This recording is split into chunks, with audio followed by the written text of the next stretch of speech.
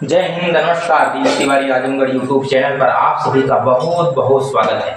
हम इस समय आपको जियोग्राफी में पढ़ा रहे हैं, टोपोग्राफी, जिसमें हम स्थलाकृति विज्ञान के बारे में सब कुछ जानकारी देंगे। किस किस के द्वारा स्थलाकृतियों का निर्माण होता है धरातल यानी पृथ्वी पर, उन सब के बारे में जानकारी देंगे। जैसे हम आपको बता रहे हैं इस समय नदी द्वारा बनी स्थलाकृतियों के बारे में। नदी द्वारा कितनी स्थलाकृतियों का निर्माण होता है लगभग हम बता चुके हैं। जैसे अपक्षय, अपरदन, निक्षेपण। अपक्षय का अर्थ होता है तोड़ना और अपरदन का अर्थ होता है उसे एक स्थान से दूसरे स्थान तक पानी के माध्यम से लेकर के जाना, खिसावट यानी घिस करके लेकर के जाना। और निक्षेपण का अर्थ होता है कि जहाँ पर ले जाकर के वह ढाल जहाँ पर रहता है, जहाँ पर स्थान रहता है ढाल वाला, वहाँ पर ले जाकर के जहाँ पर रख दे मिट्टी को, तो उसे कहते हैं निक्षेपण। इन सब के बारे में जानकारी हम दे चुके हैं। इसके बाद यह भी बता चुके हैं हम कि जो है क्षिप्रिका किसे कहते हैं। क्षिप्रिका के बाद में यह भी बता चुके हैं आप लोगों को वी आकार की घाटी, आई आकार की घाटी, गार, कैनियन के बारे में जानकारी दे चुके हैं। इसके बाद हम और भी आपको बता चुके हैं, जैसे हम गोपुर झील के बारे में बता चुके हैं, ऑनवन कुंड के बारे में बता चुके हैं, या सरकार की घाटी के बारे में बता चुके हैं। लगभग हम नदी द्वारा जितने स्थलाकृतियों का निर्माण होता है उन सब के बारे में बता चुके हैं। 2-3 स्थलाकृतियों का निर्माण बचा हुआ है, उसके बारे में आप जानकारी दे देते हैं आपको।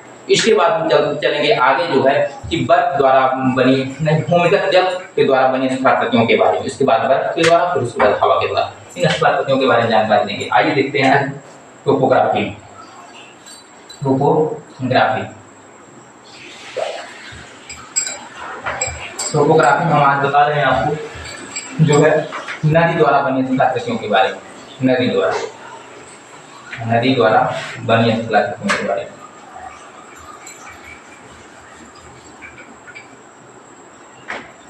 नदी द्वारा बनी स्थलाकृतियों के बारे में जानकारी दे रहे हैं। आइए हम आपको यस आकार की घाटी और ऑक्सोले, गोपुर झील, छाटन झील के बारे में बता देते हैं। इसके बाद आगे बढ़ते हैं। जैसे मान लीजिए नदी यहाँ से बहती हुई जा रही है, नदी यहाँ से बहती हुई जा रही है और यहाँ जाकर के 2 भागों में बट जाती है। जैसे मान लीजिए इधर भी चली गई और यहाँ से इधर भी चली गई, यहाँ से इधर भी चली गई।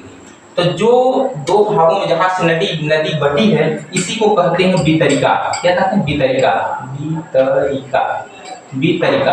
अब एग्जाम में पूछेगा कि वितरिका का निर्माण किसके माध्यम से होता है, तो नदी द्वारा होता है। वितरिका का निर्माण किसके माध्यम से होता है? नदी द्वारा होता है। अब जो 2 नदियों के बीच का जो खाली स्थान है, इसे कहते हैं दोआब।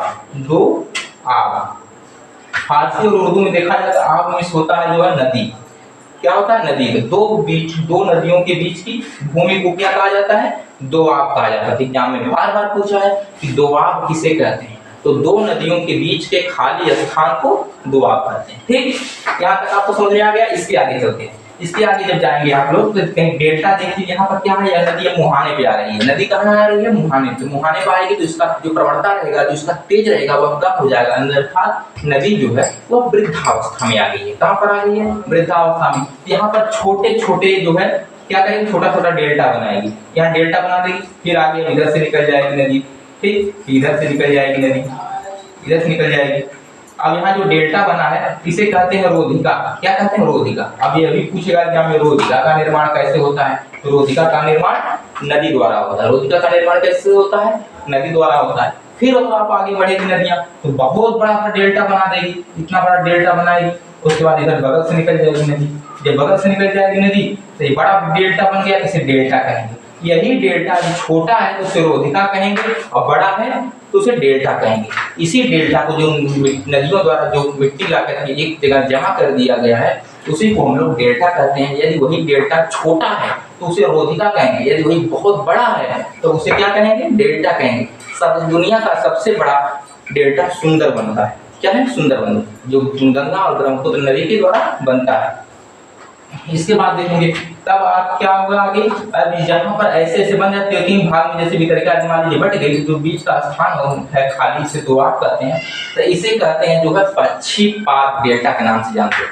पश्चिपात, अमेरिका की मिसिसिपी नदी जो है वो पश्चिपात डेल्टा बनाती है। जैसे अब एक भाग इधर चला गया, फिर एक इधर से आएगा, इधर चला जाएगा, फिर एक इधर आएगा, इधर चला जाएगा, फिर इधर से आएगा इधर। अब देखिए एक पक्षी के पैर के जैसा दिख रहा है, इसीलिए इसको हम पश्चिपात डेल्टा के नाम से, पाद में होता है पैर, पाद में क्या होता है? पैर होता है। अब पश्चिपात यानी पक्षी के पैर के जैसा दिखने वाले भाग को हम पश्चिपात के नाम से जानते हैं। दुनिया का सबसे बड़ा पश्चिपात डेल्टा जो है मिसिसिपी नदी बनाती है, अमेरिका।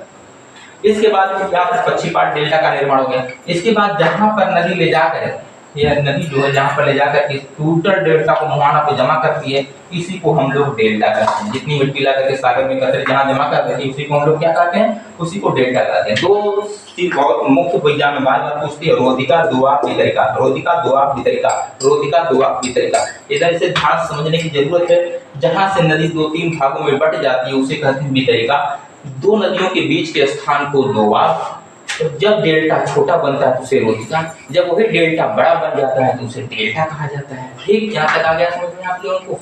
अब यह नदी का क्या आ गया, मुहाना, नदी का मुहाना। अब ज्वारनद वगैरह कैसे बनता है यह आगे बताएंगे, जब हम जो है दक्षिणी भाग में बताएंगे। दक्षिणी जब भारत के बारे में जब आपको जानकारी देंगे, गोदावरी नदी के बारे में जानकारी आपको देंगे, तब बताएंगे कि जो है डेल्टा कैसे बनता है और ज्वारनद कैसे बनता है, इन सब के बारे में जानकारी देंगे। अब हम अगली वीडियो में आपको यह बताएंगे कि भूमिगत जल द्वारा कितनी स्थलाकृतियों का निर्माण होता है और भूमिगत जल बनता कैसे।